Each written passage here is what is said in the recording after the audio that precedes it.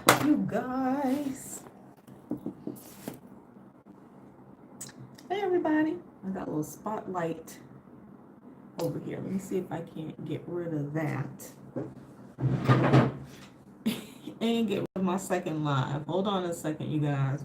I got two lives because one of them did not go live like it was supposed to.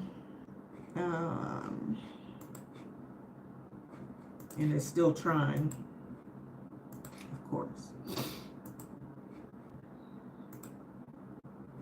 All right, we'll see if that works. Anyway, welcome to my channel, you guys. It's Ali, your eccentric slow mad. Let me see if I can do some this spotlight. Make it less spotlighty-er. What's up, you guys?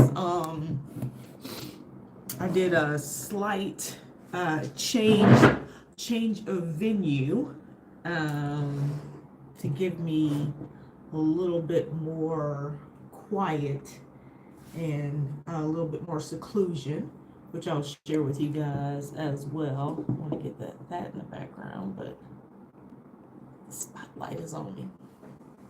So it was last minute. I realized I needed to change where I was, so bear with me.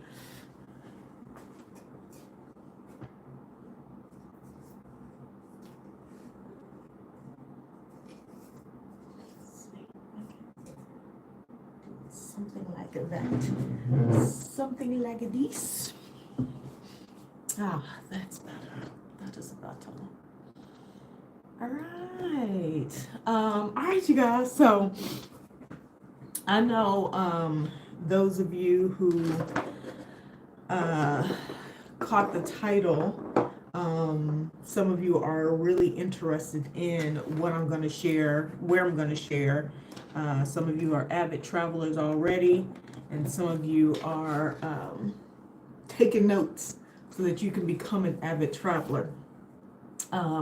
Either way, I would love for you guys to subscribe to my channel, share this, leave me a comment. That helps the channel be seen and gets you notified when I go live or post new videos. But again, today, y'all, we're talking about the best European country to visit in the winter time.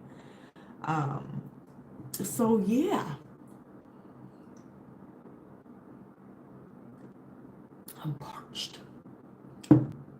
Couple things first.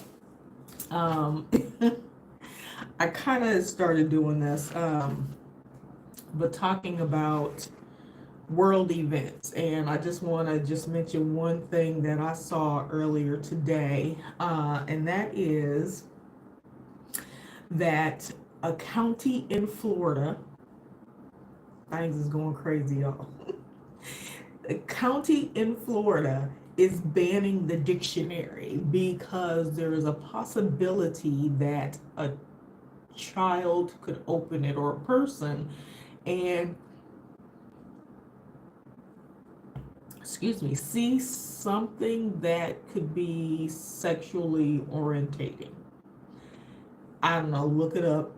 It was on my news feed today. So that's your latest of shenanigans in Florida. Let me know what you guys think. My 2 cents on what's happening over around the world, specifically in the US. But today, y'all, we're going to talk about some good stuff. Just a friendly reminder that I am not the old me on Facebook. So if you were following me there and you're wondering where I disappeared to, I didn't disappear, technically. Facebook disappeared me. And I have another page. I feel like my lips are lopsided.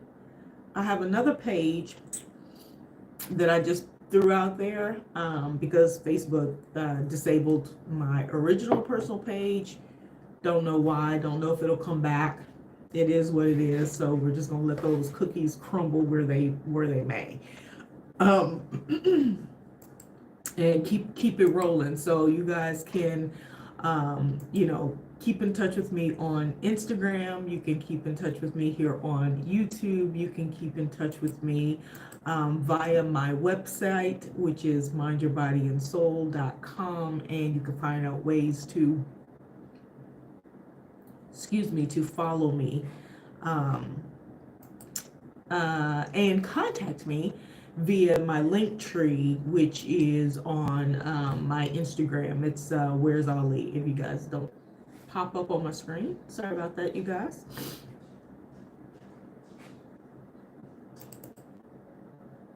Okay, so we want to chat about places to visit. I know one of the biggest things for me has been, well, this 3 years has been just eye-opening, new, not really completely planned out. Some things are planned sporadically, and then I kind of build my other 12 months around maybe that one plan. If I know I'm going to go somewhere, then I figure out what's going to happen then. Like once I get there, I'm going to tell you guys, like, everything isn't 100% like set in terms of, oh, I know something is going to be a certain way. I know this, I know that. Like, I can go somewhere with the assumption or the expectation that, I know I am doing, I don't know, an event, or I am participating in a particular, community group or something like that. And that may still not be exactly what I envisioned or whatever. And so maybe I'll say the duration of that, but then I still have to figure out something else. And sometimes I go to places and my thought is, ooh, well, let's see how it is, and I'll determine how long I'm gonna stay. Okay, and so that's kind of where I am right now. Give me a second, y'all. I'm going to look on my channel, make sure that I am showing up. Yes, it is. Yes, it is. Okay, I can't see myself, but I can see that it's live. So if you guys sign on, make sure you give me a thumbs up and tell me where you're checking in from. That would be fantastic. Okay, so all right, so back to kind of my little spiel. Just to kind of, and I'm saying all of this to kind of level set with you guys so that you know that this isn't, for everyone, it's not like a 12-month design, at least not for me. I know for some people know when they leave the States, they're going to be gone 3 months, 4 months, 5 months, something like that. And they got that 5 months planned out. They know they're going here, here, here, here, here. It's a little bit different for me. I'm going to say one, because, yeah, I might get to a place and I might not like it. Two, I might get to a place and I might really like it. Three, I may get to a place and really like it, but the visa terms are scant, meaning short, or the visa terms are, hey, is that Ella? Oh, it disappeared. Did YouTube do this? Does it just disappear like that? I can't say your name. L. We'll just say L. I can't see if that's C, I think K. After that, hey there. Are you interested in this info about Europe? And so, like I said, it's not always planned. Like, I don't always have everything just ironed out 100%. Like, I don't have, like, I don't, like, and then sometimes I kind of wish I would, but then when I do, I'm like, nah, nah, nah. As they say here, he is no. Nah is yes. It's a whole conversation for another day. Okay, but Charlotte, North Carolina. Okay, what's up, Charlotte in the house? Thank you for joining. And please feel free to chime in, to ask questions, or stop me. Well, as I see it pop up, I'll stop and read through you guys' questions. But I'm gonna be, talking about where's the best place to go in the winter. And like I was saying, I don't necessarily have everything planned. If you guys have followed me, I was in 2023. These years go by so fast, y'all. So if y'all gonna do it, get up and do it straight up, because I swear to God, y'all, it's 2024 already. So 2023, I was in. I started the year. I left Colombia, went to Costa Rica. And that was a planned thing. I planned on Costa Rica back in like October or November. I'd applied for something and knew I was doing this workation kind of thing, and didn't know how long I would stay or what I was going to do before, after, or whatever. So I was in Colombia, and then I went there. And then after that ended, I ended up staying in Costa Rica a little bit longer, maybe another month. And then I left. And the reason I left Costa Rica, and I know everybody talks about Costa Rica all the time, like, oh my God, Costa Rica is so beautiful. It is. It is. I was there in January, February. But to me, unless you're in San Jose or close to San Jose, is or that's even expensive. It's expensive. It's and I feel like it's expensive only because Americans come there. I feel like it's expensive because of American tourism, which is a lot of places, right? But I struggle to see the why, right? Why hostels are $98 a night, and I gotta walk outside to go to the restroom, and that's like a high-end upscale hostel. We'll talk about it another day, y'all. And so for me, there just wasn't enough there. I mean, and I've been to the country. That was the second time I'd been to the country, and I visited maybe three. That's probably the fourth or fifth city that I had visited, something like that.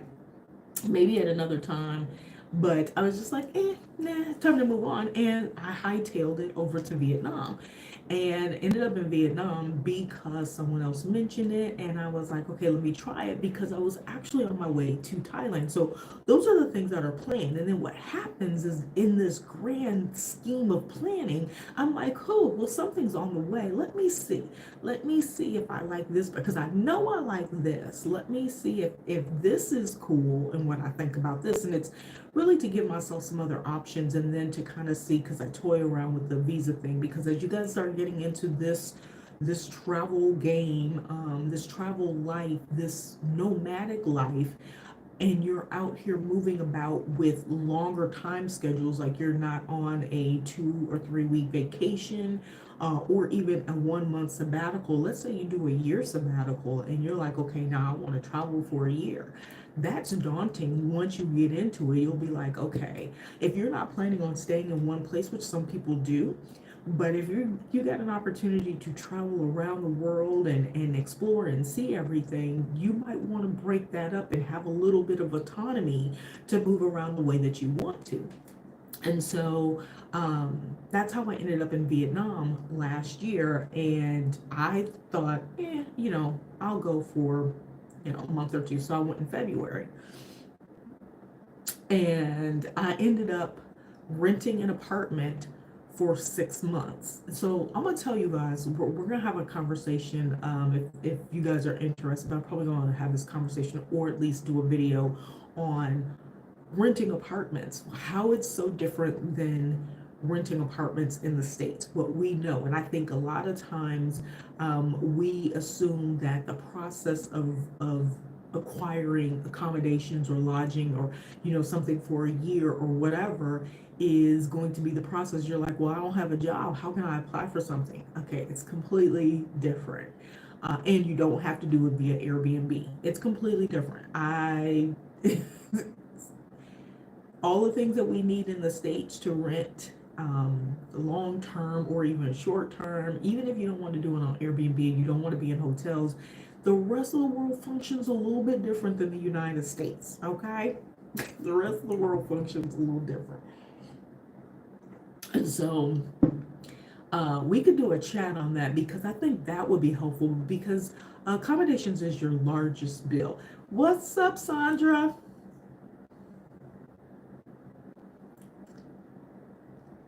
Yes. What's up, lady? How are you? Um, y'all, y'all chime in. Tell me where you at right now.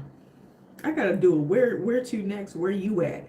Um, tally to see what you doing in this world because you out here, and I know you can chime in on any of the stuff that I'm chatting about, but.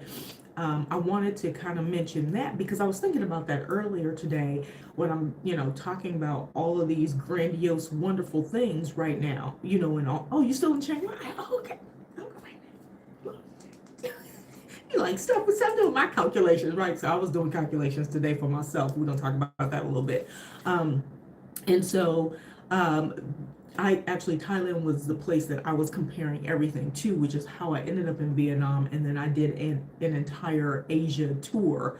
Not entire, but I did about 5 months in Asia, kind of just bouncing around. But I was bouncing around because of the visa situation. And that was just something that I got tired of, and now they have a 90-day visa. So I'm supposed to be there now. That was supposed to be my winter, my winter in Asia because I know it's warmer. And so I've been kind of moving around a little bit. Y'all had to buy a little jacket and stuff when I got back to Albania when I was in the States. And then I left there. So I left looking for a little bit more warmth, but deciding I wanted to stay in Europe a little bit longer. Y'all, I hadn't been to Europe since 2019, and I used to come to Europe every year. And I did miss it. I didn't realize how much I missed it until I got here. Okay. And there's a number of different reasons why I missed it. But um, some of the biggest things are the things that we probably should talk about along this journey, and every day as we talking about this, that, and the other. So there's a reason I put Vietnam on my bucket list. Okay, all right. Sandra, you just wait a minute. Facebook's loading, or where am I at? This is YouTube. I'm sorry, YouTube. I said Facebook. I'm heading back to Vietnam as soon as she's in here. Oh yeah. Girl, let me tell you, I was when I first got to Vietnam, when I got to Chiang Mai, burn season was supposed to be over because I didn't go until June.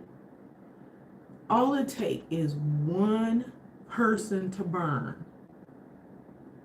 And oh my God. And they were still burning June, July. So I was there for, how long was I in Chiang Mai? I was in Chiang Mai for a month. But I was in Thailand for 3. Okay, because I went to Koh Samui for 2 months after that. Yeah. Okay, so I was in Chiang Mai for a month. And it's no joke, y'all, because I was like, it's burning leaves. We all grew up with burning leaves. I don't know what kind of leaves they got over there. I don't know what kind of leaves they got. But if you live in the outskirts of town, in town, I don't know how bad it is. I guess it's bad. But I was living in kind of the valley, like up north from where we were, Sandra. I was northwest, only like a 20-minute walk. You could walk where I was. Wait a minute, let me think about this. Where the heck was that Chiang Mai? I'm getting my cities mixed up. Or was that Koh Samui? Because they do burning in Koh Samui too. It was in Koh Samui. Okay, I'm sorry, not Chiang Mai. But I heard Chiang Mai was bad. But they were burning in Koh Samui, and that was supposed to be over. And I was close to the I was in the cut, and one person was continuously burning, but he would burn like once a week, and it was just horrendous. But this was actually, I'm sorry, it was in Koh Samui, not in Chiang Mai. So yeah, that's probably supposed to start in March or something like that, right? Anyway, okay. So yeah, we might run into each other. I don't know. I haven't decided. I'm trying to figure out my life at least for the next month. And so this is so Chandra, you can attest to what this life is like when you're kind of on the go and you don't necessarily have a full drawn out plan. You're kind of winging it, and as you're going around and you're like doing your border runs, if you're doing that, or you're just visiting other places because you don't found a home base to sit in, you start seeing other places. Like I went to Japan, I went to Tokyo, and I went to South Korea. Had never, just like Vietnam, had never planned on going to those. I have to go back. Like I have to go back. I loved it. If you love clean cities, those are the best. They're just not cheap. They're just not cheap at all. You gotta have your coin together for those. And so that kind of leads into, the life that we live as nomads, not necessarily expats, because typically, and I'm just grouping it in names because people ask me all the time, well, what's a nomad? Well, what's an expat? What's the difference and stuff? And so if you're gonna, it's kind of like when somebody says, "Ollie, are you vegan?" And I'm like, well, I'm plant-based. They're like, vegan? And I'm like, no, plant-based. That means I eat what I want to eat when I want to eat it, but I usually don't eat meat. Like never. Like I haven't eaten meat since 2018. Right? But I'll eat cheese on occasion. And I might eat an egg. Maybe. But it's so rare, like once a year. From plant-based. Anyway. I'll be getting off track. That's when I'm talking to people. Yes. Okay. All right. So let's talk about, okay. So warmth is what I was looking for as I set out on this journey. So what ended up happening, if y'all don't recall, anybody who jumps on here, if you were paying attention after I left Thailand, I had to leave because my visa expired. And that's the other thing, is trying to time things. So I normally don't have things planned, but I had to go back to the States because my brother got married.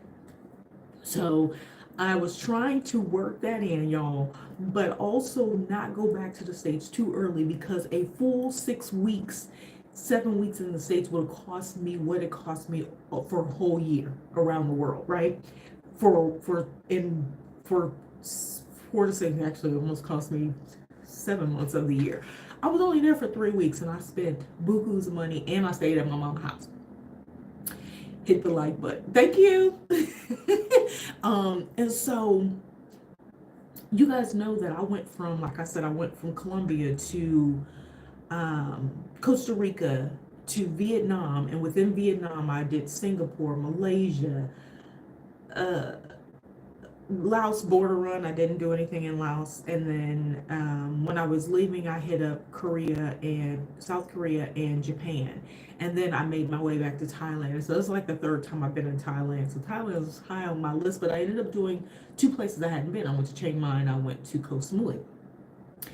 And then after that, I had time. I had to leave because of the visa.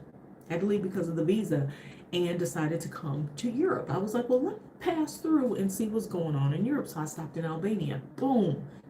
Loved it. I was like, okay. I mean, it wasn't like perfect. And Albania, as far as we're concerned, it's Europe. But it's not in the European Union. It's a Balkan state, a Balkan country. So just FYI, when you hear people, they'll be like, that's not Europe. To us, it's Europe because it's over here. It's like saying Russia ain't in Asia, but it's in the continent of Asia. Anyway, it's a whole nother thing, y'all. So anyway, we get a fantastic visa with Albania, and I was like, okay, there's gotta be a catch. There's gotta be a catch because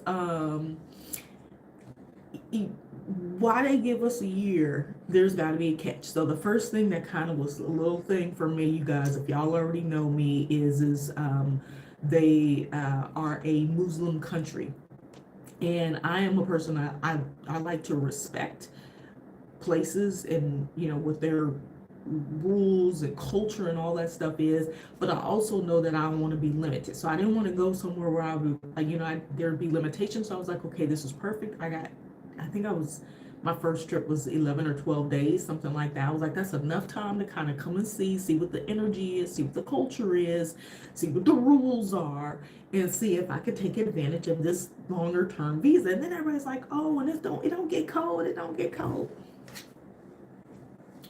So we're going to define what cold is. So these are some of the things, like just take tips on things.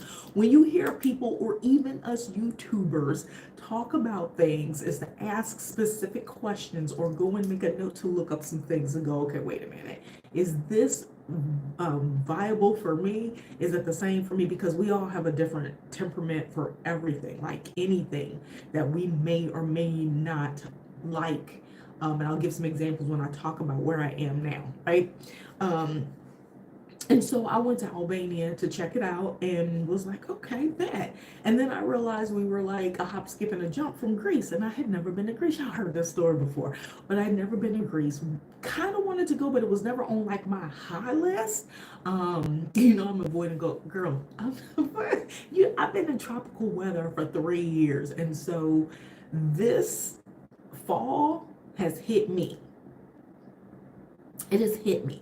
Elle, when you say mild winter, what's mild to you? I'm gonna start the what is question because I try to clarify cold, warm, and now mild, because what does that actually mean? Where are you from? So you're in South Carolina right now, and I don't even know what the temperature is there, you know.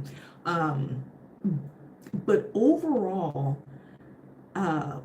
my goal was to just check out the country, and that's what I said. Once I got here and I realized how close Greece was, and Greece was never really, it was on my list, but kind of like, yeah, I'll go when I go.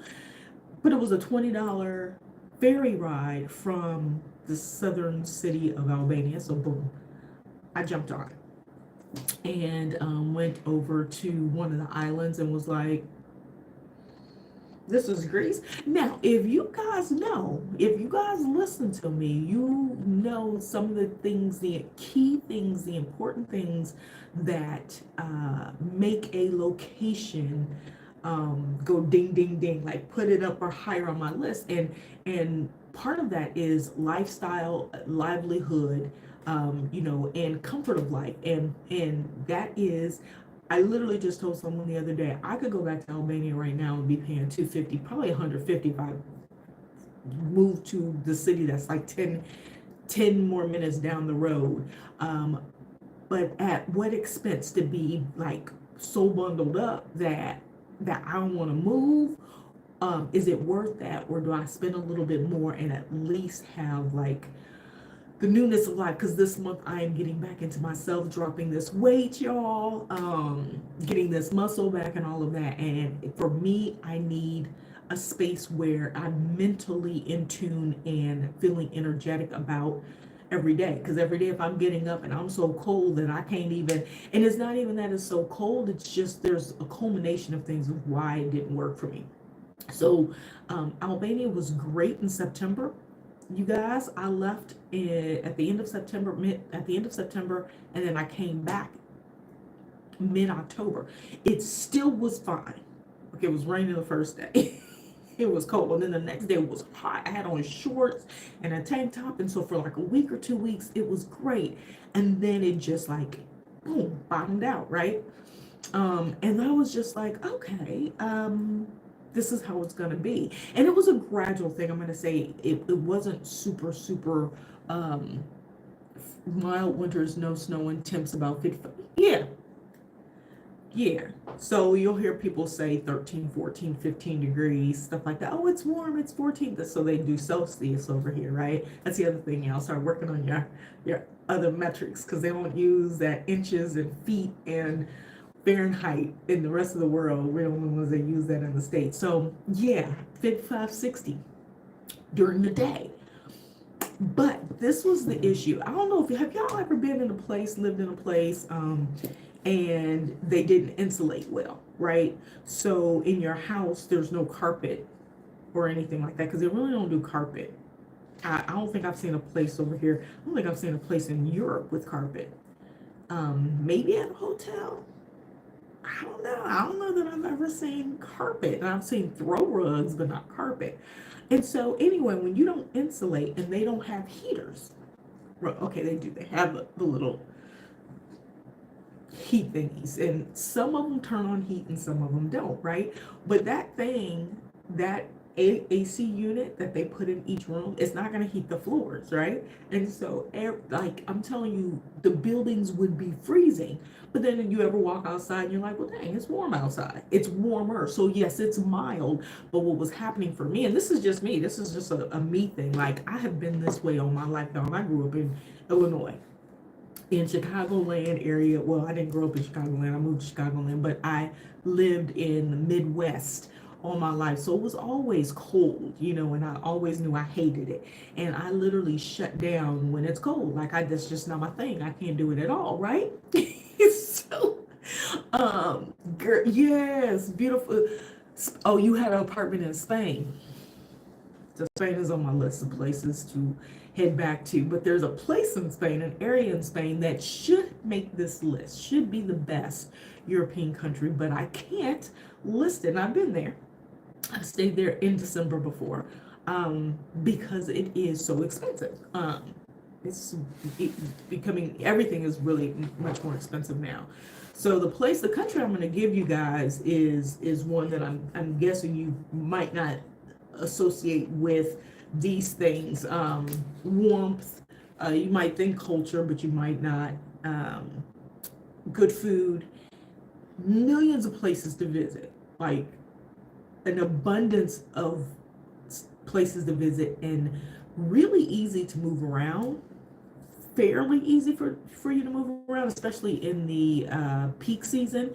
And then where you can find really not super inexpensive, but you could find inexpensive accommodations. Okay, 700 or below per month, which ain't bad. All right. Okay, so once I left Albania, I came back to Greece for 2 more weeks in November, and went to Athens. I spent a week in Athens, and I really, really liked it. I'm going to tell you guys, if you get a chance to come to Athens, and it's not just for a day, like you go in to see Acropolis and you're like trying to get out of it, out of Athens, because you take some time. I loved Athens, loved walking around there every single day, right? And then I brought my brother back. So then I came back in December. Then I went to Italy. I went up to North Italy. So I'm going to tell you right now, Italy is not on that high list. There is in Italy, this is a close third, would be Sicily. I went to Sicily, and Sicily is milder, but it was colder in Italy than it is here. It was colder in southern Italy. I was in Naples, so I was in Pisa, Florence, Montieri, and all the little small cities up north, and that was blistering cold to me. It's probably 40 degrees. So like 9 or 10, 8, 9 or 10, and at night probably 5 or 6, something like that. But they got heat, because they know it gets cold. And then I went to Naples, and then I went to Salerno, which is on the south coast, and then I took a train over the water. Tell you, I'm gonna have to post a video about this. Because I was like, how does a train get to the island? Train goes on a ferry. What? Okay, so took a train to Sicily and checked out Sicily, one of the cities in Sicily, and really nice. You could tell the temperature gradually warming and all of that, but it didn't completely grab my heart. But again, I was only in Sicily for 5 days, 7 days, something like that.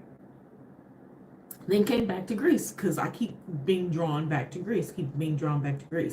So the country that I'm gonna tell y'all about is Greece. And of course, it's a place that was not on my high end. It was not on my big to-do list, because I know it's slow season. I know, when they say things shut down, I can explain that even to you guys, what that means when they say it shut down. I can even show you in video what that means.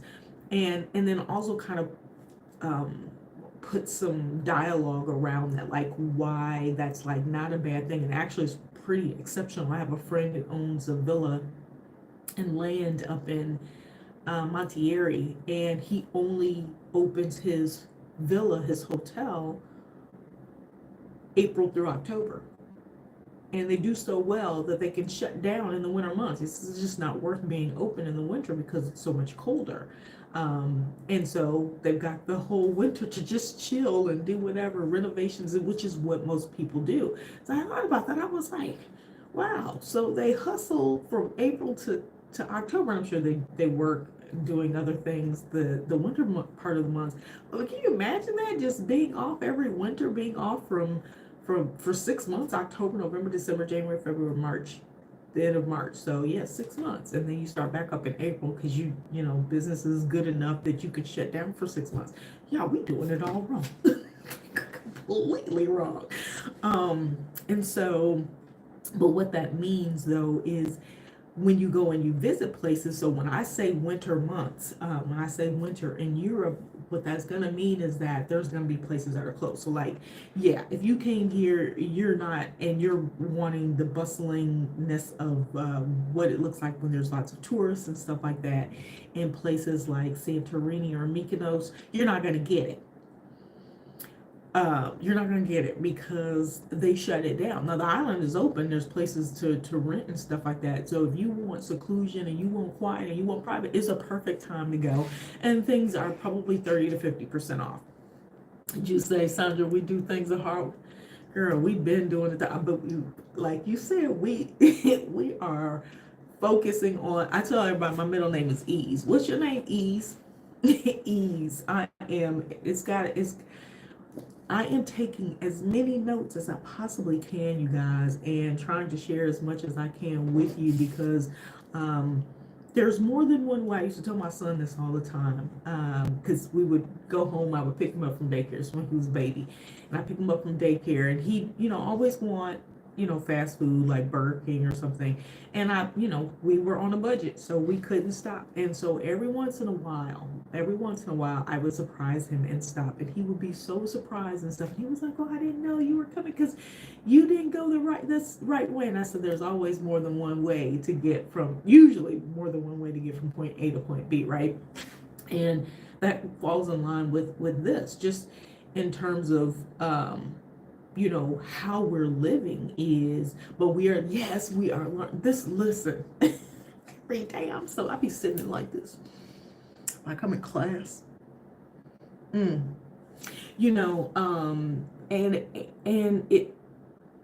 it's not so much that it's so different.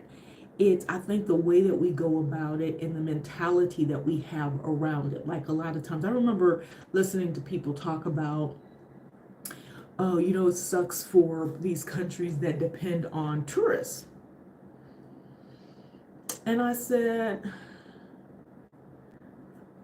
I had to say, you're welcome, Al. I had to say to myself, that's really interesting because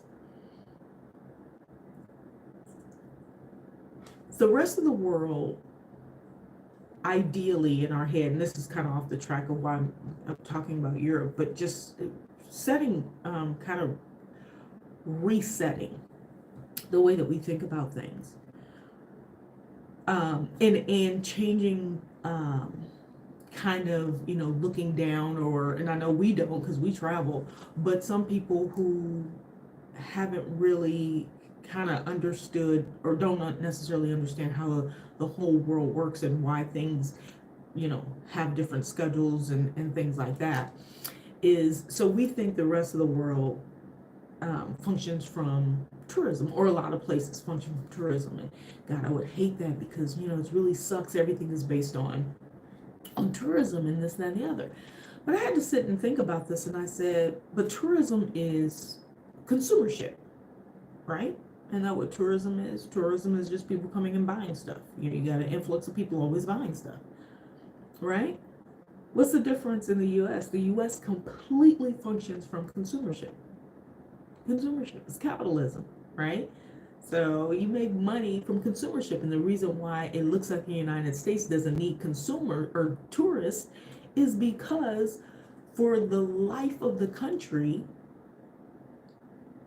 it's always been this idea that we don't need to go anywhere else. We have everything. So we've always, y'all remember that whole thing of let your dollar cycle around 7 times before it leaves the community? That's our country. The reason the United States is so wealthy is because our money stays in the United States. So we do have people that come and visit. We do have tourism and stuff like that, especially on the coast and stuff like that. But a lot of people don't see it that way because, when you get out in these neighborhoods and these communities and stuff, you just think it's your, everyday folks. And we work and we drive our community for working. Yeah, but it's consumership. It's the same thing. So it's just a different way of looking at it. And like you were saying, not necessarily, saying that something is bad or we're doing something bad or we're doing something wrong over here. It's just a different way. Like when you start to, I guess, address and how we talk about things, like Sandra, you do it and your talks and the conversation and things, the way that you refer to things, the way that you say things, and even the way that you talk to yourself changes the way that you feel about something, or the energy that is surrounded, around a particular thing, right? And so by looking at it and going, oh, well, it's the same thing with a different name, right? Like immigration and expat. It's the same thing, a different name, and it just gives it a different energy, right? And so tourism isn't a bad thing unless it's damaging the environment. Listen, that is so true. And so many things, and we can get into this a whole nother. So I'm gonna let me get back to this Europe thing, because y'all gonna have me on a political commentary. I'm gonna be on a political podcast by myself. But I want to talk about Greece a little bit. And you guys ask me any questions. Have you guys been to Greece first? Anybody who's listening, anybody been to Greece already? And if so, where have you been? Which cities? So I'm going to tell you a little bit about why I pick Greece for winter months. Right now I'm on an island, and I can see Turkey. Like if I could swim, I could swim. I can't. It's not that close, but it's close. Like it's an hour ferry to Turkey, y'all. So I could literally jump on a ferry. That actually may be my next stop. Because it's so close, but I know I need to be somewhere in March. I try to run into an old friend and on the other side of Africa. So I might be going back to Africa. But Turkey is right here. And so that kind of is a little proximity, because North Turkey is really cool. So it's almost like, there's a line. If I could show y'all a globe, I ain't got a globe, but there's like a line, and it's not the equator, but there's a line that goes across. And if you are anywhere like on that line where, let's say, where Naples goes, and just take Naples and just go straight across, anything above that is like cold. So Bulgaria is cold, Albania is cold, northern Greece is cold, Macedonia is cold, Serbia is cold. Georgia is freezing. All these places, so even Spain is colder, but anything below that, you start to get a little bit warmer. And the closer you get over here, the Mediterranean Sea and the Aegean Sea, and then you start getting over here down where Egypt and all that is, it's like plummet, like it's hot as HE hockey sticks. It's like 75 to 80 in Egypt, right? And so what I was looking for was a place that kind of, all I needed was the most I needed would be a light jacket and my faux leg warmers. I got many leg warmers that I have, and that's like the most. I don't want to buy no boots. I don't want to buy no gloves. I don't really want to get a scully if I don't need to, or anything like that. Like if I do that, that's going to be like a ski trip, if I want to go on a ski trip. But I didn't want that to be for everyday life. And so Greece became like that option for me, as I kind of was moving around, because I was like, okay, let me see. And I was asking people, and then I wanted something under $1,000 budget. And what I mean by $1,000 is 500. I need my accommodations to be close to 500 or less. And a lot of that stems from earlier this year, spending $300 a month on an apartment, full apartment, my apartment, signed lease, agreement and everything in Vietnam, and loving it, right? And it was sweltering warm there. And so I know I can't get that in Europe in the winter months, but I could get something close to it. 65, 70 degrees, 70 is really pushing it anywhere in Europe, even in Cyprus, it's really pushing it in the January, February month. So it's kind of like finding the places that I could sit for October, November, December, January, February, March. And then April starts to roll. It's kind of just like being in the Midwest, right? The temperature just changes and it gets cold and then it, warms up. And then so where could I go and then still be in Europe, still explore and have the lifestyle that I'm looking for in terms of the balance, right? And what that means is I'm looking at the socialization as well, and that socialization even with local people. Sometimes there's places that I go, and I don't know if y'all experience this or not in your travels. When you go places, like some places, it's much more difficult to socialize with the locals, and that is one thing that I miss because I travel solo. So I do more times than not meet other expats. Like where I am right now, I'm going to share with you guys some places that you can stay and some options for living. And if you're a person who wants to travel, but you want to travel solo, but you also want to be in environments where you meet people, you could do something like some of these places that are here. But I wanted a semi-social life, kind of that I could dictate when I want it. I want to be able to even consider dating. So as you guys know, my term that I use, I like full-size men, and what I'm talking about is height.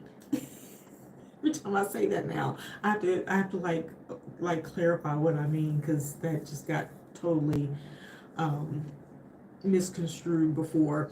But and people who also walk and live in this life and kind of meet and match you, right? Like I'm not looking to I would use a terminology, but I ain't gonna say it because I know it's just stir up a whole lot of drama. But I just want to be in a space where it's comfortable to live a full balanced life, and not just it's inexpensive, it's warm, it's easy to get to, but the social life sucks, and no, there's no one to date, and after a while it's like, okay, well, is that long term, is that something that you want long term? And so, as you guys know, I'm looking for my home base, and so I'm looking at where are some of the places that I can go, that I can feel like I can move around, I can explore, I can see different things. And this one is starting to hit the cake as I'm going down the list. I'm like, okay. So one of the things I want to tell you guys that's really awesome about Greece is, first of all, they say they got like 6,000 islands, y'all. So an island is defined by a piece of land that sticks out that's surrounded by water. So that could be a rock, y'all. Ain't nobody living on it. It's like when you looking out, I got pictures of these beautiful rock formations. I don't know if they consider those islands. I'm like, somebody needs to redefine it. But basically, out of that, there's like 200 that are inhabited. And of those 200 that are inhabited, there's, quite a few that are less than 50 people. So it's like old school, not a whole lot of folks are on those places, but then they have a lot of port cities, and port cities are larger. And then what comes with a port city or a port island is the option to travel via ferry. And so one of the unique things about Greece is you're able to move around by ferry like taxis. I took a ferry here where I am. I'm on the furthest. I think I am the furthest, most eastmost, furthest east. I don't know how to say it. Island associated with Greece that falls under the Greece territory in Greece. I think I'm the furthest east, and literally the next thing over is Turkey. Um, and I did overnight ferry. I did get a cabin. I will show some video of that as well. And that was very comfortable. It was a 16-hour ferry, but at the end it had like 5 stops. So as it's going along, it stops in these other islands, which are only like an hour and a half from here. And you can take another ferry and go and visit all these other places. I can take a ferry to Mykonos. I can take a ferry to Crete. I can take a ferry over to Capathos, I think is the name of it. Anywhere. I could take ferries all over the place. Or this island also has an airport. So I can actually take a flight from here to the next city that I want to visit. If I want to just go to the port city for the next month and hang out, there's like 100,000 people there. That's big enough to go and visit. Or I'm considering going to another city. I will actually take a flight instead of a ferry and a bus ride, things like that, right? Into Turkey. And so, big thing for me is transportation, how to move around, how easy is it to move around. One of the things I want to share with you guys about just Europe and as a whole, because a lot of people are like, well, why go to Europe? Like, why would you want to be in Europe? Europe offers a very similar lifestyle in terms of work and things. Like if you're wanting, because a lot of times people want to still be able to work. It's only a 6 hour, okay, it's about an 8 hour difference where I am now, but that's because I'm so far over. I think I went up an hour. Um, so it's like if you're in Europe in general, it's about a 6 hour difference from 5 hour or 6 hour difference from the East Coast to Central Standard Time. So it's not so horribly bad. So a lot of people who need to work or figure out a work schedule and things like that, it still kind of fits in that, right? You're still close enough. One of the things that we know, or if you travel a lot in Europe, right out the gate, is that there's a lot of low cost flights. Once you get into Turkey, it starts to change a little bit, I've noticed.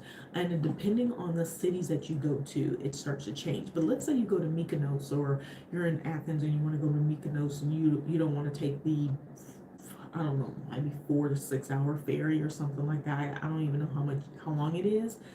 There's also flights, and they're direct flights, and they're super cheap, from Athens to Mykonos. Now in the busy season, I'm not sure how much they are, but when I was looking, they were less than $100, to fly. In the off season, in the winter months, this is why I am promoting this as the country to come to, because in the winter months, if you are okay with 50, 60 degrees, I'm outside every day, I walk every day, and it is, even on days where it's been like rainy, because winter is synonymous with rain in Europe.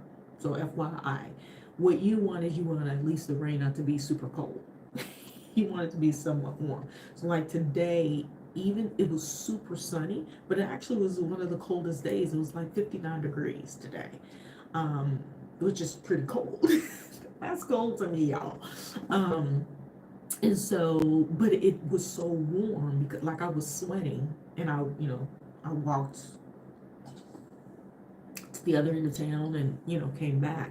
And it was like a beautiful, beautiful day. At night, of course, the temperature drops a little bit, but I mean, I've even been out at night, 9, 10 o'clock, and that might not be late. It's late for me, and that's still reasonable. Like I didn't need gloves, of course, hands are kind of closed up or whatever, but I mean, it's still reasonable. And the nice thing is the buildings don't feel like ice.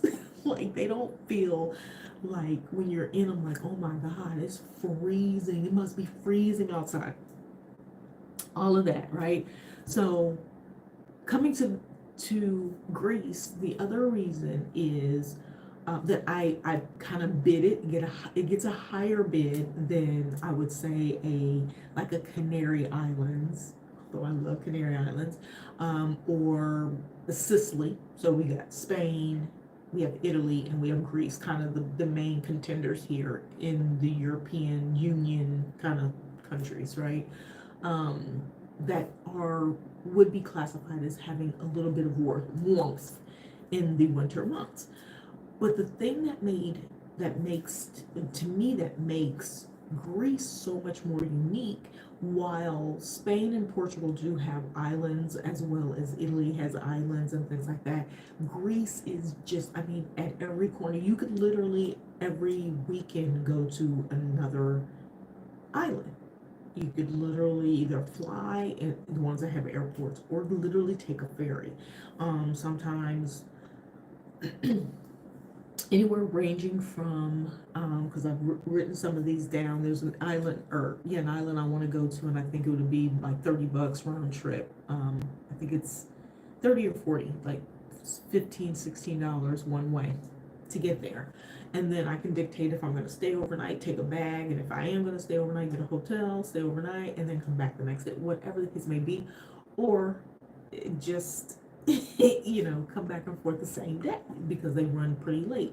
A lot of the ferries, even in the winter months, run from early morning, 6, 7 a.m. in the morning until 7, 8 p.m., 9 p.m., or even later at night. And then for anything that's over 8 to 10 hours, those typically run overnight. So they start at like 8 p.m. and run overnight.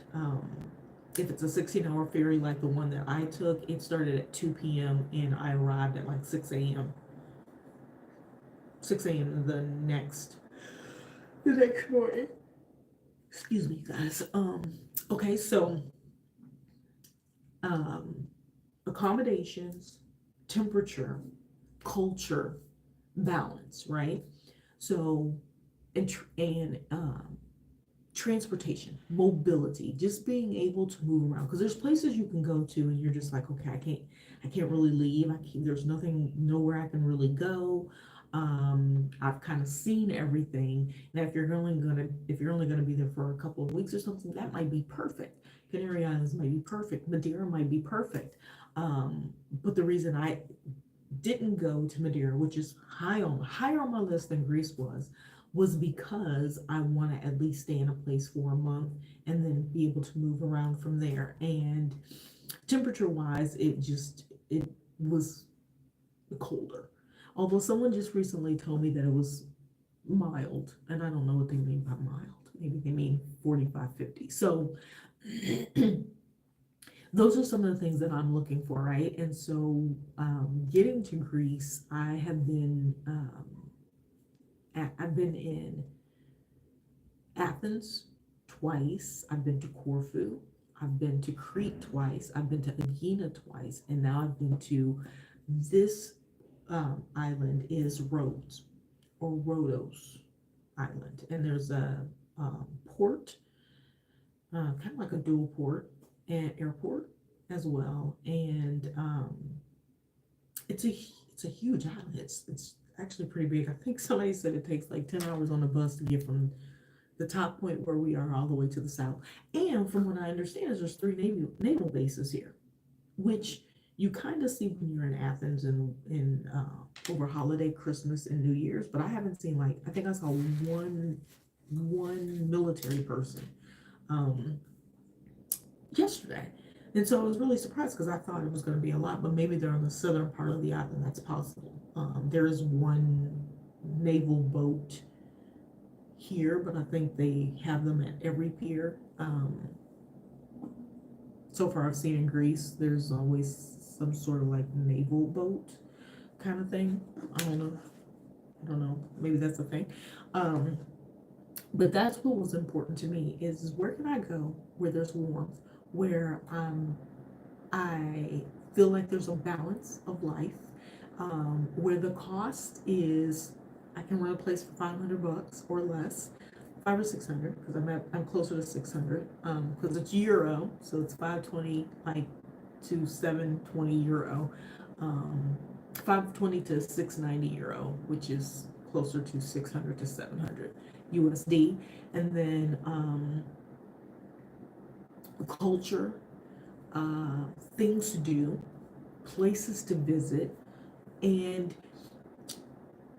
is it nicer in the winter months, or as plentiful in the winter months as it is during busy season? So that's like the biggest thing. So a lot of people say it's dead. I've talked to quite a few people who stay here, and I'm in a hotel, but it is a co-living space.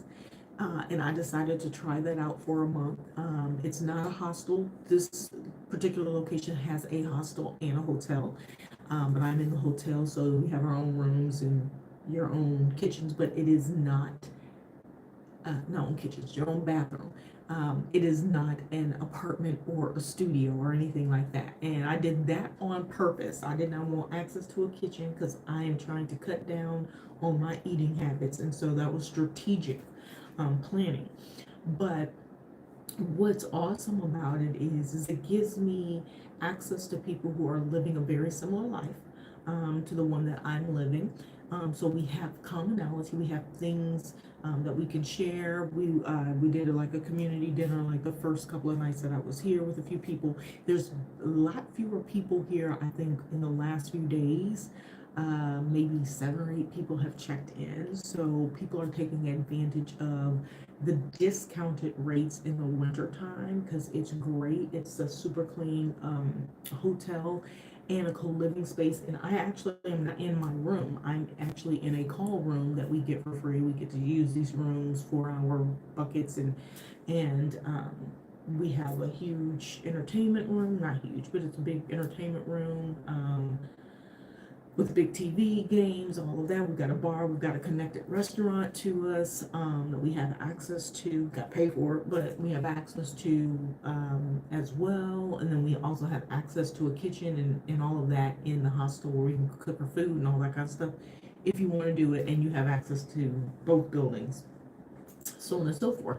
But the main thing is being able to utilize all the same things that I would utilize in the winter, in the summer months when it's hotter, which I like the hot, but it's much more crowded. From what I understand, it gets super crowded in the summer months. And after winter, so this is my suggestion for winter. After winter, this island is going to triple in price. Most of the things here you will not be able to find less than $1,500 a month. Okay, and so that's why I list it as a favorite for winter, because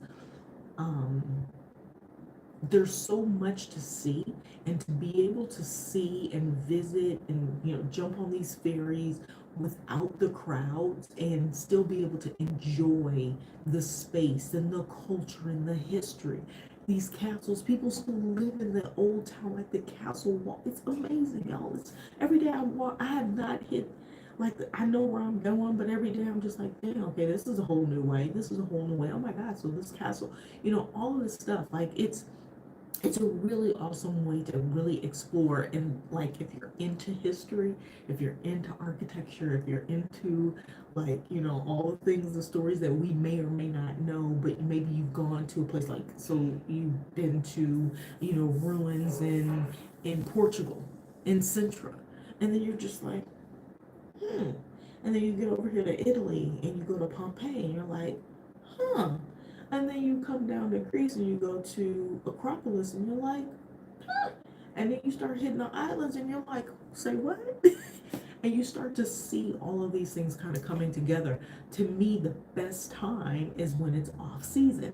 And why not do that when the cost is like 1/3 of the price, y'all? So I get the benefit of everything that everybody else has, except every restaurant isn't open which almost doesn't matter because I don't eat at every place anyway, because I'm plant-based and I know everybody's not plant-based, but there is more than enough stuff open. Like there's these really cute areas. If you guys have been to Portugal, if you've been to Spain and stuff like that, where a lot of different places are like this, and we even do this in the States, where we've got all the sidewalk seating and all of that, so everything is outside and really cute. Areas by the port. You can walk along. I mean, I can literally walk 11,000 steps from here on one side of the island and then come up to the peak and walk all the way down to the ports and come back and then walk through the castle. And most of the things inside the castle are closed and those things are not open. I think there's a bakery that is open. And some restaurants, like you got to get in there. Like I just found some restaurants the other day because I ended up walking in and found another path and way around to get out to the port area. And so, like for me, this is the best time to come and check out these cities that I know I wouldn't want to pay upwards of 2,000 or more a month for the same, you know, same accommodations and even, I mean, all the stores are open, they got sales on everything. Like we're going to the spa, which is like next door, everything is 30% off. I'm gonna go buy some shoes are 30% off, so I'm catching sales because it's winter time, y'all. It's winter time, everybody's getting discounts right now, so this is the best time to come. So I'm gonna tell you this place that I'm actually in, and I'll do a video on it. I usually don't do that when I'm staying in a place, but I'm on the island, so I'm not really worried about, somebody seeking me out. You come all the way here, just invite me for coffee, all right? But they are doing this price at this particular place through March. And so if my Europe dates, like we have to check our visa and stuff, if I would have planned it right, I probably would have stayed here at least 2 months.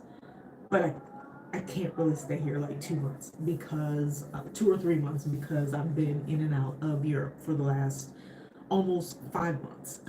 And so that's a whole other thing. I actually probably do a video on counting your time if you're in Schengen or European countries because we have to pay attention to that 90-day thing. So that's important as well. And so I wanted to come to a place where I can at least be somewhere where it's at least warmer.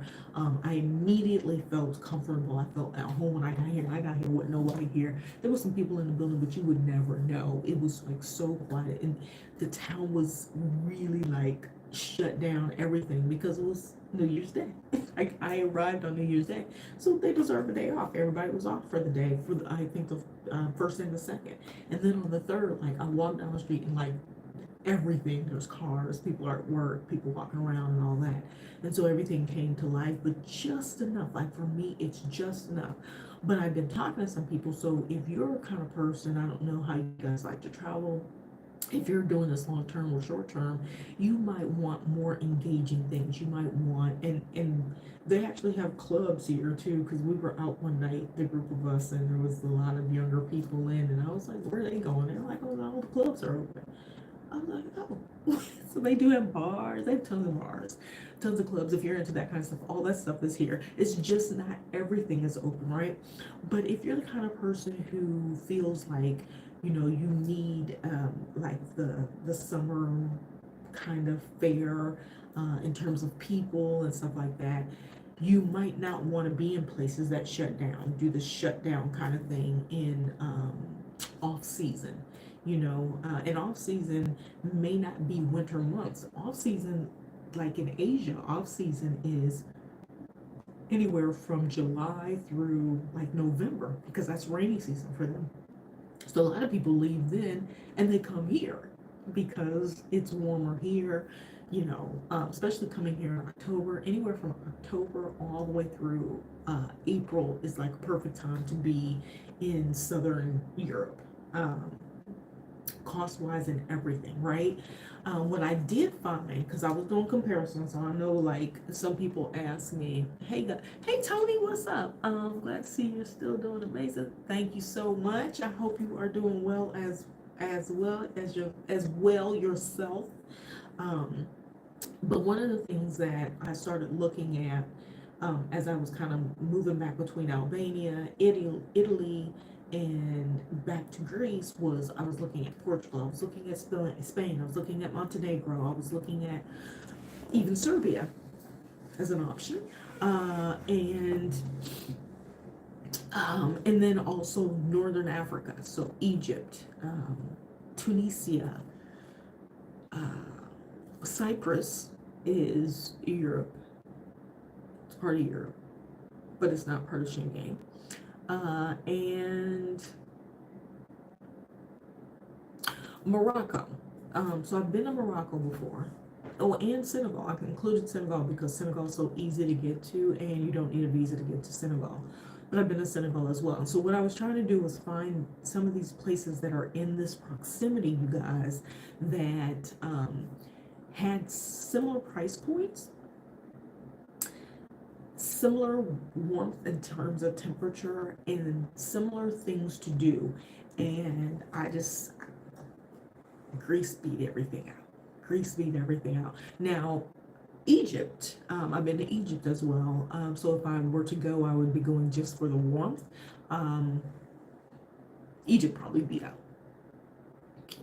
out Greece a little bit. But in terms of newness and seeing different things and all of that, Greece kind of tops the list of places that I would visit. Now, one of the things that I know is a caveat is if you're just coming for vacation and you want to experience like all the cool things. So let's say you're the kind of person you'd like to do IG stuff. That's the best time to come. So if you want to do the the flying dress thing, like Mykonos and Santorini, they're still open. You can still get there. This is the best time to come and do it. So if you're into, going to places like everybody, Bali was huge and still is. So I think it's like a really big tourism kind of thing still. It's nice to go to places that kind of die down just a little bit. So if you are an IG person, or you just like doing videos, or you want to get those serene spots and you don't want to go and like I do and be deleting people from your videos and your photos. You don't want to be editing out people and stuff like that. That's another reason to come to places during the off season. The cost outweighs so much of the other stuff, as well as just the environment. And I've found, so one of the other things, I think this is the last thing I'm going to share. If you guys have any questions, let me know. But one of the last things, it's one of the things that people ask me about often, and that is, how do people treat us? How do people treat you? Number one, us being like American and or melanated folks, how are we treated? Because it comes up a lot as a point of concern. And one of the things that I'm hoping my journey is helping is kind of, I don't know if it so much as makes it easier for others to travel, or, offers some comfort, I don't know, in travel, but sharing some of these things so that you're aware that everything is not the same for all people, because I know there are people who have gone places and they've experienced things, and I can't take any of that away. I can't say it's not true. I can't, none of that, because I know people receive things differently from different people. I know energies can be different. I know the environment, what you feel, what you expect, even talking, like I was saying, talking to people in the building who are just like, yeah, I'm not coming back because I don't like this. I want it to be like bountiful and all this stuff. And I was like, but it's wintertime, this is perfect. But for me, it's perfect. Like, it is perfect. It is perfect. Um, and today I went to a local market. So talking about, are we welcomed? How do they treat us? Even from Albania all the way down. And like I said, I haven't been to Europe since 2019. Um, is that right? God, it seems so long. Um, Everybody is superb. Yeah, people stare, and I don't know why. I don't, I don't know. I'm a human being. I know people are like, you look different. I'm like, yeah, but you can't see different. If you don't see anything different, then why? Humans are humans, right? So I still, that always is a question in my mind, like, why? Like, why? But they're always really nice. And if you catch someone staring, something that I do, any country I am, I learn at least to say hello. And I say hello in their language. And that's usually something that immediately, like, snaps them out of their mesmeration. But it's not a lot here. Like, most people will go about their business. They don't. It's usually like older men, usually, that are like, I don't know if it's a curiosity thing or what it is, but everybody is super nice. I went to a local market today, fresh market today, and walked around. So I normally do the whole thing, walked around, and I didn't get out of it without someone, really, really asking me to do a shot of Rocky. So that's one of the things they do here in Albania. They have a shot of Rocky, or this stuff called mastisha, which is like the teardrop sugar from a tree or something like that. They turn it's liquor or whatever. Anyway, and so I bought some olives, and he was like, "You have to do a shot of Rocky," and I was like, "No," but his wasn't actually bad. It was a little bit sweeter, so it wasn't so bad. That's one of the things they'll do here. You order food, or if you go somewhere, or if you buy something, and let's say it's a mom and pop shop, they oftentimes will stop and say, "Would you like coffee?" And they're offering you a shot of espresso, and just sit and talk. And I mean, that's a thing. It's like they don't kick people out of restaurants. It's not one of those things. And like, sometimes you'll be like, "Well, I'm just sitting here, and there are people coming in." Be courteous if you're not eating to get up and leave. But that's a thing. People socialize. They don't kick you out. Um, it's been really nice to be in a space where, for the most part, I go anywhere. I probably um, walk. I probably end up in places that I need to walk a little bit faster and make my way out. But there haven't been any, like, really. I think I've just been in some neighborhoods where it's kind of like, why are you? Who are you? How did you get over here? Why are you over here? You definitely don't look like a native. So people, I think, have an expectation that maybe you'll be in the more touristy areas and things like that, but I walk everywhere. I haven't had any issues, you guys. I try to at least be smart, and I've walked at night, but that's like 7 p.m. That's it. Hey, Marilyn, I'm coming to the end. Please let me know if you have any questions. Um, and I can recap if necessary. But yeah, the camaraderie, the way people respond, just having fun. Today, I'm gonna post some pictures of me getting some olives from this one guy, and he was like, "Go back there, I'll take some photos." I didn't even ask him, and he volunteered to take some photos, and getting people's names, and just I enjoy when I step out. I enjoy being outside. I enjoy. First of all, I'm gonna tell you the one thing that does scare me here. Let me go back. These cats, y'all. These cats. So listen. The other day, I was walking in the castle, and I walk down the streets, and people live in these places, but they're cobblestone, like nobody's there, you just walking around and stuff. So I'm walking, I'm getting my steps in, I'm moving and shaking.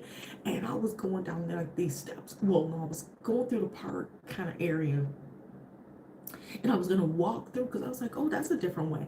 And there was a cat, and you know what cats do when they're ready to pounce, and they kind of sit with their little legs and they like wiggling, and their cats were big.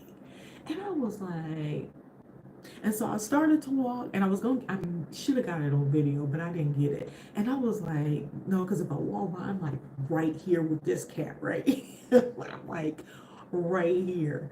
Um, and it was kind of wiggling, and I was like, yeah, no, we're not gonna play this game. So I was like, we're gonna go the other way. So the only thing that like stops me in my tracks, this is just twice, this happened yesterday, when I went another way, this other cat, and I was just like, are you telling me I can't go in here? Should I not? And I was like, all right, bet, I'm gonna go the other way. It's these cats, y'all. These cats, I swear, look like mountain lions. I don't know what they feed their cats, but the cats are huge and they're everywhere. And then there's this cool thing, y'all. I'll tell you this. This is what I'm saying. You guys should come here. Let me know if y'all want to come visit. They got rooms. Can't stay in my room because my room's too small, but they got rooms. They have this really cool. Somebody built like a cat park along the outside of the castle, and they asked for donations of her food, and they kind of built it up and put little beds, and when you walk by, it's like 50 cats in there, and they all just snuggling and sitting and doing whatever and waiting for somebody to bring them food and stuff. It's so cute. So when I was walking through that part of the park today, coming from the market, I walked up on like 15 cats. I walked up on like 15 cats, and I was like, what's up? You know how you try to do universal head, and I'm like, what's up? I'm just walking through. I ain't trying to. And I like cats. I house sit and all of that for cats and stuff like that. But these be people's cats, like they know they are socialized people. These ones outside, yo, I don't know. They be like, yeah, Marilyn, let me know if you have any questions. Definitely leave some comments and stuff like that. I literally just talked through the country that I say is the best for winter. So keep that in mind. I'm not saying it's the best overall in all times of the year, but it probably is, because I can literally point you to a place to go in this country any time of the year, and why I think it's the best, from the temperature all the way to the cost and the food. Y'all, this is one of the reasons why I am working out vigorously every day, because I have been eating like crazy. Well, it started in Italy technically, because y'all know the food in Italy is off the chisane. And so yeah, anyway, so the cats are crazy, and that's probably the only thing that I actually worry about. I don't see a whole lot of dogs unless they're pets. Every once in a while I think there might be a stray, but these cats is a whole nother thing. So stay tuned. Maybe I'll do like a whole collage of videos of kittens and stuff like that are here. But let me know if you guys have any questions about Greece. I have to tell you, like, I am so shocked that I'm actually here for the third time in 5 months, and would consider living. To the point, y'all, that I started looking up their digital nomad visa process, which is supposed to be the easiest. It only takes like a couple of days, they said, to get your digital nomad visa, which then gives you freedom. So I'm going to talk about this for a second before I sign off. If you don't know already, there's different types of visas, and there's different types of border agreements that countries have. And so one of the unique things about Europe is they not only have the visa thing where, we have to look every country we go into, how long can we stay? US passport usually gives us like 30 days without applying for a visa. It's just automatic with our passport, right? But then within the EU Union, the European Union, within that, they also have this borderless thing, which was interesting to me. I'm gonna tell you guys a story really quick. Bring me back if I get off track too much. But me and my brother flew from Italy to Greece and didn't go through any immigration. Now, I'm gonna tell you why I question that, because I know they don't do a lot of stamping when you're moving around because you're in the Schengen grouping countries. You're part of the 27 countries. I understand that. I get that, right? But we don't have EU passports. Like they didn't even have like a line that's like for the people who have EU passports or whatever to go through and pass through, and everybody else at least go. None of us. None of they're like, which is like, okay, so what if I'm over? And I'm guessing they checked it when we got on the plane. I guess that's the check is, you know, before you board, that's up to the attendants and all that. We didn't go through it at the airport. We left in Naples. Did we fly out of Naples or we fly out of Catania? We flew out of Catania to Naples. No, to Rome. I don't even know, y'all. It was just last month. But we did not meet, because my brother was like, we didn't go through immigration at all. So I say that to say that rules are changing. You know how we're so big on this passport book and these stamps are starting to go away. But when you're in this area over here where they are borderless, is basically what the Schengen gives them. It allows any of the countries, any of those 27 countries, they just move around. They don't have to show, they show identification, but they don't need to have any visas or anything like that. And that's an agreement around within the countries. And so, but what that also means is that there's an extra stipulation on those of us who do not carry that documentation. So, for example, for someone like myself who does not have residency or anything like that in Europe, I have a 90, 180 day clause thing that I have to stay within, depending on if I'm in an EU country or an EU/Schengen country. Okay, that's a whole other thing we'll talk about another day. But then add to that digital nomad visas. So there's another layer of visas that are part of this bucket, in addition to the golden visa. And I don't want to talk about the golden visa because, many of us are not, dropping 500,000 investment to get, 5-year residency or anything. For the most part, a lot of times we might be applying for digital nomad visa, which is closer to this nomadic life. Like if you're starting out, if you're wanting to explore it more or stay in places longer, the digital nomad visa is becoming a big thing, and in many countries are picking up some form of that. And so I actually just posted a video, might have been on Instagram. Yeah, I think it was on Instagram, but I'll post it here on YouTube, and it actually goes through the countries that have golden visas and what the requirements are and what you get from them.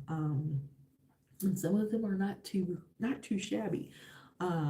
Or no, golden visas or digital nomad visas. And Greece comes up as supposed to be one of the easiest ones to get. And what that does is if you can get a longer term visa in one of these European countries that falls under Schengen, then you also get free movement throughout, and you don't have to count days. But that's a video for another day.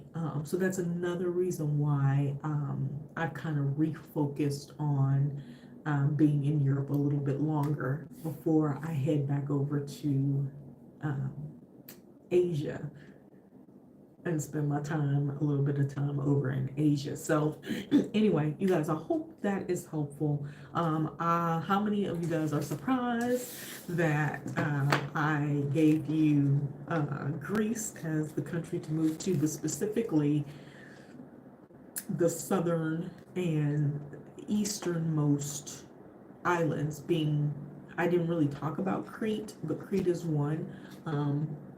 I'm in Rhodos, and it's warmer than Crete here. I was just in Crete. I was in Crete before I came here.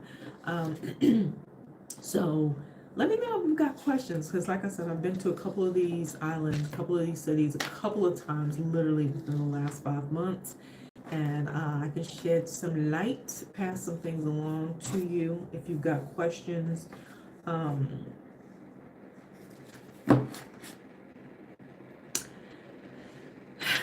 and help you guys assist you all with your life of ease.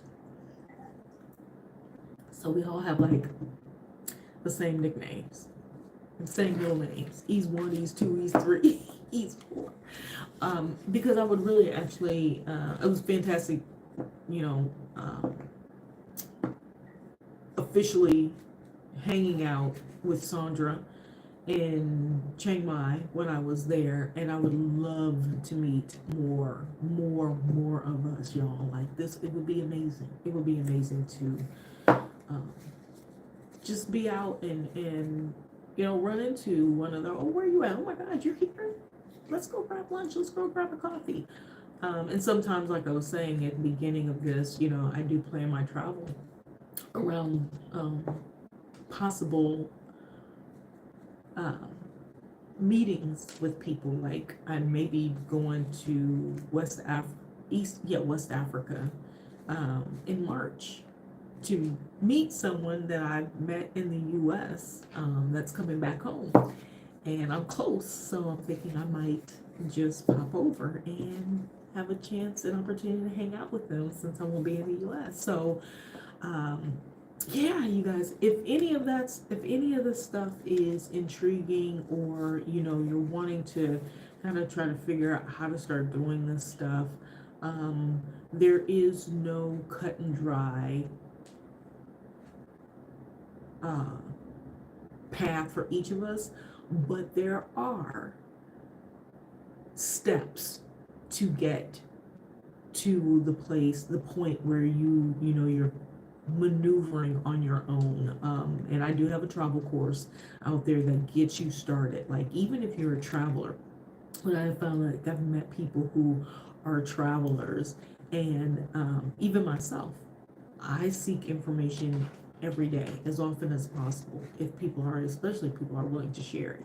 And so there's so much that you can learn on this journey, but I do have like my set list of things that I go through, and what my checkoffs are, and where I look, my search criteria, different things like that. And those are the kinds of things that I share with you, and kind of get you started on like how to start making this a reality rather than just a wish and a hope. So, Marilyn, yeah, if you are still out there, or anybody else, if you're you're taking your notes because you're planning on starting this journey, please don't hesitate to reach out. If you are trying to figure out your financial situation and you're wanting to figure out ways to increase that pot and do different things to set yourself up, please check out Sandra, Lack to Legacy. Check out that page, From Lack to Legacy. And Sandra does onboarding for setting up your financial trading. She does day trading, things like that, and getting you set up. So if you're looking for other ways to start to supplement, which is one of my, it's going to be a module coming up soon, is starting to supplement that income in advance, please check out her page. It's a wealth of knowledge. Like you'll learn a whole lot from what she shares and what she does every single day. So I can help you with the moving about. And I'm hoping we do this like more team like, and more people come on, and we share more with one another so that we can actually kind of grow in, well, I want to say our footprint gets bigger out here in this space. I would love to just see more of us just doing this and being comfortable being out here in this space, living this way, y'all. All right, so anyway, I'm gonna get out of here because I'm gonna wrap some things up and get ready to upload some other videos for you guys so you guys can see a little bit more of the land and understand what I'm talking about when I say this place is awesome and amazing. And I'll catch back with you guys. I'll let you guys know when I'm going to do another video or live. If there's anything that I should be following up on, please just message me or send me an email and I'll get back with you guys. All right, y'all, I'm out of here. I appreciate you guys always tuning in. If you haven't already, click that subscribe button, you guys. And I'm going to get out of here. Y'all know the drill, toodles and noodles. Peace and hair grease.